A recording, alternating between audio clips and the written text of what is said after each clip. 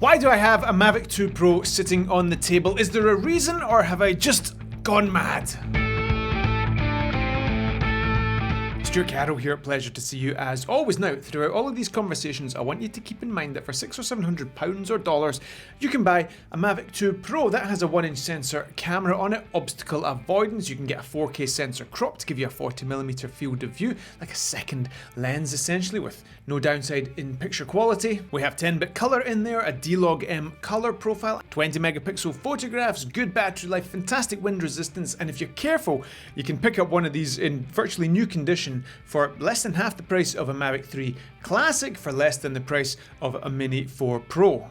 It really depends on your priorities and your use case scenario. With the Mavic 2 Pro, we don't get higher frame rates in 4K resolution. Our OcuSync 2 transmission is not as good as OcuSync 4 on the Mini 4 Pro. We don't have a high dynamic range color profile in there. But let's say, like me, you really value a variable aperture, and the only way of getting access to that today is on a Mavic 3, which is expensive. Just don't rule out some of these older drones. They are amazing flying cameras at the end of the day. With all that being said, today's conversation is going to focus around DJI's 3 most current drones, but do download yourself a copy of our free comparison chart so you can see how all of DJI's drones compare. Let's kick off this discussion with a quick word on obstacle avoidance. I think obstacle avoidance is essential. I crash often enough even with omnidirectional obstacle avoidance. Back in the day when we didn't have all those sensors, things were even worse. So I would recommend you don't buy a Mini 3. It doesn't have obstacle avoidance sensors. You need to have the Mini 3 Pro for that. If you can't afford one of the more expensive drones, I would look at a second-hand Air 2 or Air 2S, for example. There's definitely a risk without obstacle avoidance that you buy cheap and you buy twice. As for DJI's most current top 3 consumer drones, it's amazing that they all have omnidirectional obstacle avoidance. Just be careful, it's not an opportunity to switch your brain off and close your eyes. You still have to be responsible for where that drone is going. All DJI drones have a primary camera with a wide-angle lens, typically around 24mm equivalent. The Air 3 has a second lens with a medium telephoto focal length of 70mm, as does the Mavic 3 Pro. And the Mavic 3 Pro also has a third lens with a telephoto focal length of 166mm. I'm absolutely obsessed with the creative opportunity offered by the 70mm lens on the Air 3. I do appreciate the 3 cameras on the Mavic 3 Pro, but it's the Air 3 that I have particularly enjoyed using. Reason being, both those cameras have the same 1/1.3 inch sensor. They use the same 10-bit D-Log M color profile. The only difference between them is the slightly different aperture, and if you use split ND filters from Freewell, for example, it irons out that difference in light gathering capability between those 2 cameras, so you can seamlessly switch between those 2 cameras knowing there's no drawback, no downside, no headache when it comes to working with that footage in your editing software. By comparison, the 3 cameras on the Mavic 3 Pro have completely different sensor sizes, they shoot different maximum resolutions, they have different color profiles available to them. So if you're shooting the top quality picture, for example, on your 4/3 Hasselblad camera, it's going to be 5.1K resolution D-Log. Switch into one of the other cameras, you don't get those settings, and that's not a nice user experience in post when you're trying to balance all that footage up.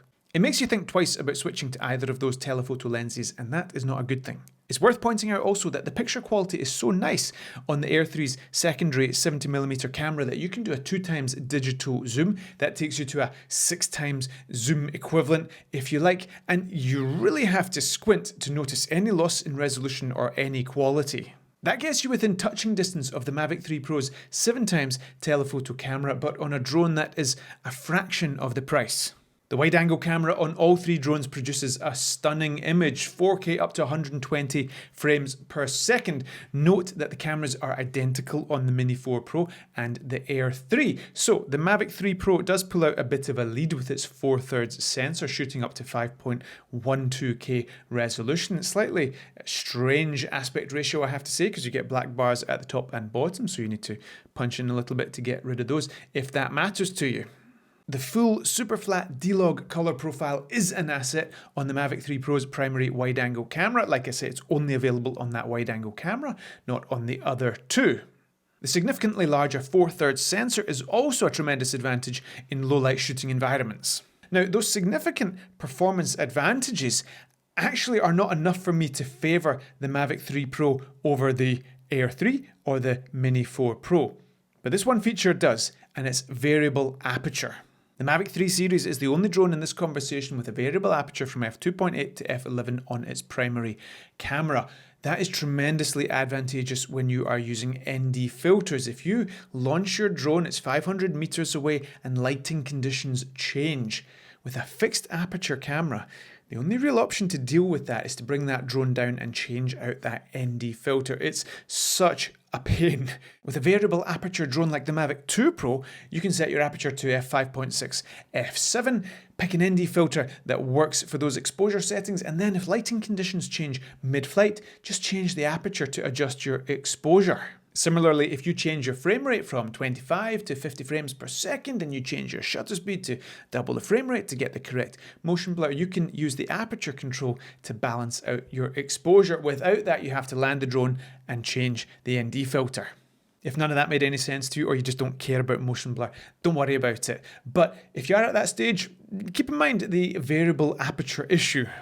Wrapping up on camera considerations, if you're interested in vertical shooting, then the Mini 3 Pro and the Mini 4 Pro are the best choices for you because they are the only ones that offer true 4K vertical shooting. They're the only ones that can rotate their camera into a vertical orientation. I was never that bothered about vertical shooting because I'm a bit of a social media dinosaur, but I'm seeing the value now. In addition, I like taking vertical photographs, and I also use the vertical shooting mode to take manual panoramas. Sometimes with a mini drone, for example, it's too windy for the automated panorama modes. But if you flip the camera on its side and take a bunch of vertical photographs manually, you can stitch them all together in post and still get those panoramas in extremely windy conditions. When it comes to photography, all these drones shoot raw photographs, which is great. The Mavic 3 series offers 20 megapixel photographs compared with 12 megapixel photographs from the Air 3 and the Mini 4 Pro. However, thanks to the quad Bayer sensor on those drones, we also get the option of 48 megapixel photographs, and they do offer tremendous extra resolution. The only downside is that we need slightly better lighting conditions, and it takes a little bit longer at the time of capture to process those photos. So if you're looking to do rapid fire photos, you'd need to stick with the 12 megapixel option. In good light, however, those 48 megapixel photos are amazing, so those drones are powerhouses when it comes to photography. All these drones offer tons of intelligent flight modes like active track, spotlight, point of interest, cruise control, waypoints, quick shots. It's very, very impressive, but since we're talking about the differences between these drones, they're kind of minor if there's any difference at all, so you're going to be very happy with any of these drones in terms of the automated flight features. It's the same story for automated photography modes. We can shoot some beautiful panoramas where all the various photos are stitched together in the app. You can shoot these great fun spherical 360-degree panoramas as well. But like I say, the same features are available across all the drones, so have fun, but in terms of differences, there's not a huge amount to talk about here. It's quite obvious that these drones are a different size and different weight, so we're not going to linger on that. Your opinion on that will depend entirely on your circumstances. Unquestionably, having a sub 250 gram drone is astonishingly helpful in certain regulatory environments.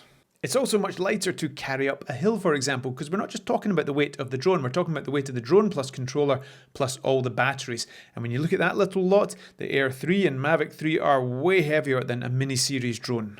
Wind resistance and top speed are very impressive for the Mini 3 Pro and Mini 4 Pro, but obviously the bigger drones are more powerful. If you look at this clip, the wind completely overpowered the Air 3 at the top of this mountain, so you can only imagine what the result would have been if it was the Mini 4 Pro that was flying. My sense is that although on paper the mini drones are not that much slower than the Air 3 or the Mavic 3, those top speeds are achieved in optimal conditions. I feel that the Air 3 and the Mavic 3 have a little bit left in the tank, so they're so much more reassuring to fly in hostile weather environments.